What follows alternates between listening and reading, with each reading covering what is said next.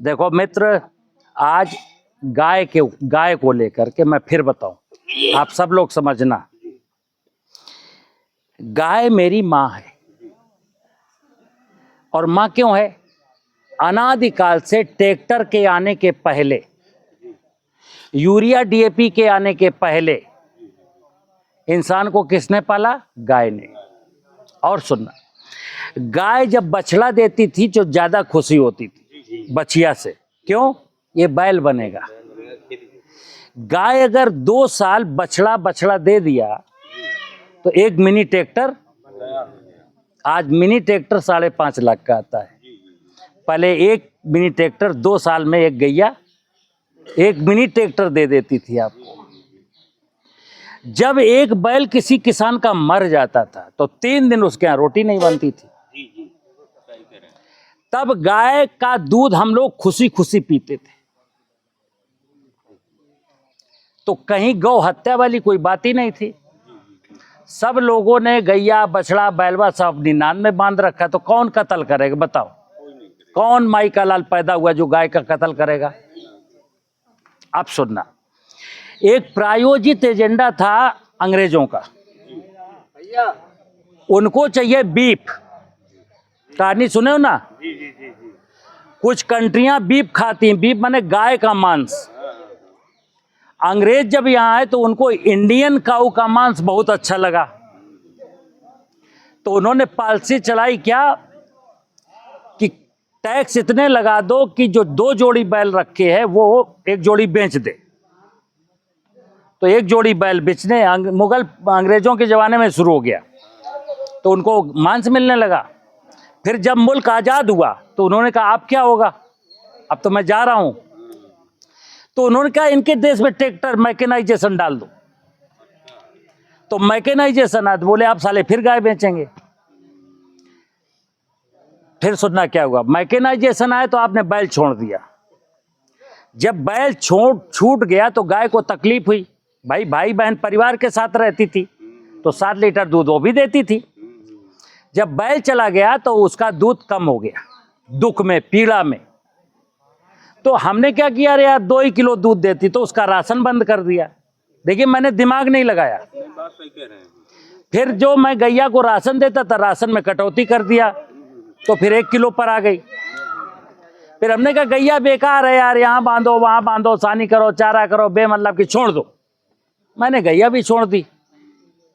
तो देश की सारी गैया सारे बैल बछड़े कहाँ हैं? सड़क पर, और कट रहे हैं ये। फिर सुन लो, कहां कहां पैरा लगाओगे? कहां कहां पैरा लगाओगे? देश के किसानों की हाल सुनिए। गाय में पालूंगा नहीं, खेत में घुसने नहीं दूंगा, और गाय मेरी माता है। अब लोगों ने कहा कि गाय का पेशाब गाय का गोबर, तो सुन लेना, राजा दिलीप से गाय ने कहा, नंदिनी नाम की गाय ने, हे राजन मुझे दूध देने वाली गाय मत समझना, मैं प्रसन्न होने पर मनुष्य की प्रत्येक मनोकामना को पूरा करने की सामर्थ्य रखती हूं। अब देश में गैया तो प्रसन्न है नहीं। अगर वो प्रसन्न होती तो तुम्हारे सामने संकट ही क्यों होते? तो अब दुखी गाय, पीड़ित गाय, भूखी गाय, लाचार गाय का पेशाब, लाचार गाय का गोबर, आप सोचते हो इस गोबर पेशाब में कुछ है? अभी कई सारे लोग हमसे उड़ीसा के, जो उधर बहुत मतलब पूजा पाठ का वो है ना, तो कहते हैं सचान साहब आप, एक मेरी तकलीफ, हमने कहा, बोले आप गाय के गोबर को कहते हो कि बेकार है। हमने कहा बेकार नहीं कहा, मैंने बेकार नहीं कहा, समझो बात को। हमने कहा कि गाय में लक्ष्मी है। गाय के गोबर में लक्ष्मी तब होगी जब गाय में लक्ष्मी होगी। तो गाय को तो मैं लक्ष्मी मान नहीं रहा हूं, गाय को तो डंडा मार रहा हूं, उसको चारा दाना नहीं दे रहा हूं, ऑक्सीटोसिन का इंजेक्शन लगा रहा हूं, उसकी आंख से छल आंसू गिर रहे हैं।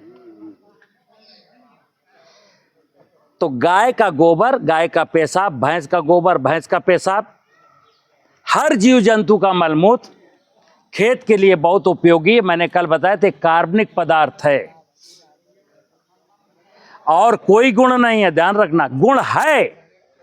जैसे किसी ने कहा कि तुलसी की पत्ती की चाय, तुलसी मेरी माँ है, तुलसी की पूजा करते हैं हम लोग, लेकिन तुलसी जहां उगी है वहां की मिट्टी कैसी है।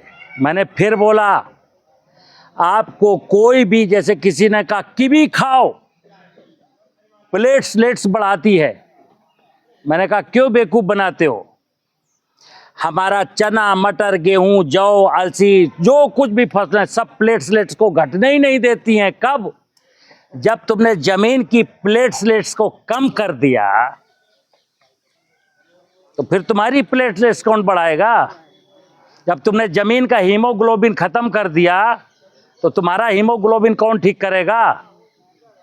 इसलिए मैंने बोला, धरती माता, गौ माता और अपनी माता, क्या हाल है जरा नारी शक्ति के बताओ हमको।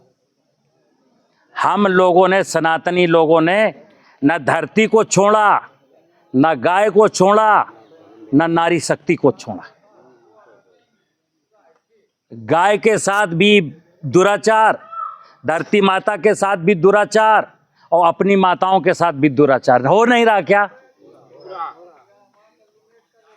जहां हम लोग अपनी माताओं के साथ अनाचार दुराचार करेंगे, फिर आपकी जिंदगी, आपकी खुशियों का भगवान ही मालिक है। इसीलिए मैंने अंदर कहा कि होश में आओ, होश में आओ, लालच छोड़ो, हकीकत को स्वीकारो, झूठ को पास आने मत दो। मैं फिर कहूंगा, गाय के गोबर में लक्ष्मी है, लेकिन गाय में पहले लक्ष्मी नजर आएगी, तब गोबर में लक्ष्मी है।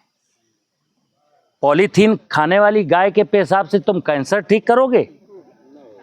मैं दावे के साथ कहता हूं, अगर इस चूतिया में फंसे ना, तो कैंसर था नहीं, अब हो जाएगा। ठीक है ना?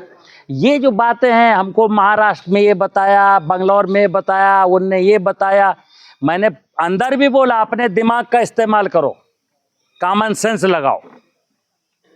जंगलों में कौन गाय का मूत्र डालने जाता है? क्यों जंगल मुस्कुरा रहे हैं? जंगल में कौन पानी लगाने जाता है? जंगल में कौन यूरिया डीएपी डालता है? जंगल में किस फसल को कोई बीमारी लगती है? जंगल में कहाँ कोई कीड़ा लगता है? आप अपने सड़कों के किनारे देख लेना, छोटा सा जंगल है, सड़क का किनारा, आपके खेत में लगाई गई पेड़ और सड़क के किनारे जमे हुए पेड़ों में धरती आसमान का अंतर है। तुम अपने खेतों में छेड़छाड़ बहुत करते हो, और जंगल में कोई छेड़छाड़ नहीं करता। अकल हमको रत्ती भर की है नहीं, ले गए खुरपिया लेके, पेस्टिसाइड लेकर के, बोले वैज्ञानिक कहते हैं। भैया मेरे, ये भगवान वैज्ञानिकों के भरोसे नहीं है। भगवान से बड़ा कौन वैज्ञानिक है? तो भगवान पंचमहाभूत को तुम वैज्ञानिक मान रहे हो, कितना बड़ा विज्ञान है। समुद्र से पानी इवेपोरेट होता है सूरज की अनुकंपा से। विज्ञान देखिए, सूरज के ताप से समुद्र का पानी इवेपोरेट होकर के बादलों में इकट्ठा होता है, उसको कहते हैं ब्रह्मा जी का कमंडल। साल भर पानी भरा रहता है, 7-8 महीने तक ब्रह्मा जी अपने कमंडल में रोक के रखते हैं। फिर देखना, वायु देवता, समुद्र के ऊपर बादल थे, वायु देवता ने अपने मन से उसको ईश्वर का निर्देश है कि कहाँ कितने बादल ढकेलने हैं, हमीरपुर में कितने जाएंगे, झांसी में कितने जाएंगे, जोधपुर में कितने जाएंगे, पटना में कितने जाएंगे, फिर वो पानी बरसता है। भगवान से बड़ा कौन वैज्ञानिक है? कोई वैज्ञानिक लाए जरा, बादल बनाए, बादल बरसाए, बादल को वहां से ढकेल के ले आए झांसी। अभी देश में कई जगह पानी नहीं बरस रहा ना, कहीं ज्यादा बरस रहा, कहीं कम। विज्ञान की है औकात किसको इसका डिस्ट्रीब्यूशन सही कर लें? डिस्ट्रीब्यूशन तो नहीं, पर हार पार्टिकल सेव करने लगे।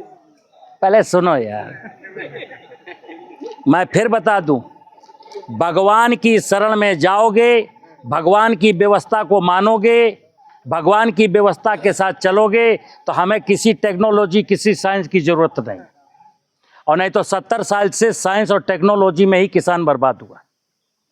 जमीन बंजर हो गई तुम्हारी, जमीन के नीचे का पानी सूख गया तुम्हारा, तितली केचुआ मधुमक्खी मर गए तुम्हारे, मरने की कगार पर पहुंच गए तुम, बीमार हो गए तुम। क्या हुआ यार? ठीक है ना, ध्यान रखना।